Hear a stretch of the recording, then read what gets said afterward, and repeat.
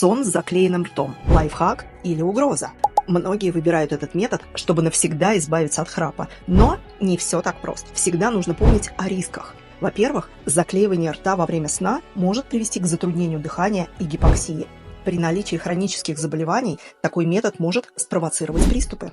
В случае необходимости вы не сможете переключиться с дыхания носом на дыхание ртом. Поэтому для улучшения качества сна в течение дня выполняйте дыхательные упражнения. Не нужно делать это перед сном. В комнате должно быть темно и тихо, а матрас и подушка максимально должны быть удобными.